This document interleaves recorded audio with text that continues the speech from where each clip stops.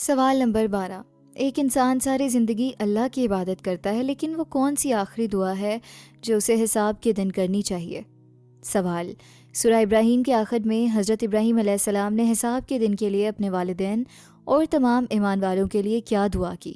اے، جنت میں اونچے درجات کی، بی، پلسرات پر آسانی کی، سی، مغفرت اور بخشش کی، ڈی، دنیا میں نام باقی رہنے کی۔ درست جواب سی، مغفرت اور بخشش کی۔ سورت کے آخر میں حضرت ابراہیم علیہ السلام کی دعاؤں کا سلسلہ اپنی انتہا کو پہنچتا ہے، جہاں وہ صرف اپنے لیے نہیں بلکہ پوری امت کے لیے دعا کرتے ہیں۔ سورہ ابراہیم آیت نمبر 41: اے ہمارے رب، مجھے اور میرے والدین کو اور تمام ایمان والوں کو اس دن معاف فرما دینا جس دن حساب قائم ہوگا۔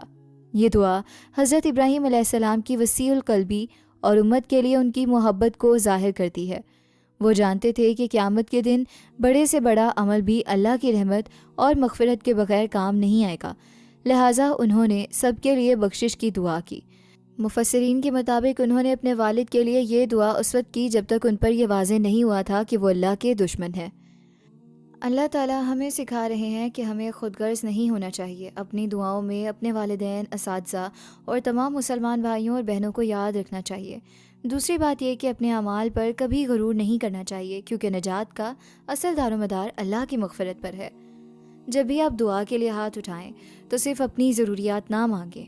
ایک لمحے کے لیے اپنے والدین، خواہ زندہ ہوں یا وفات پا چکے ہوں، اپنے خاندان، دوستوں اور دنیا بھر کے تمام پریشان حال مسلمانوں کے لیے بھی دعا کریں۔ یہ عمل آپ کے دل کو کشادہ کرے گا اور فرشتوں کو آپ کے لیے دعا کرنے پر مامور کرے گا۔ ہماری کوشش ہے کہ قرآن کا پیغام آسان اور خوبصورت لفظوں میں آپ تک پہنچے۔ اگر یہ کوشش آپ کے معیار پر پوری اتری تو اپنی دعا اور رائے سے کامنٹس میں ضرور نوازیں۔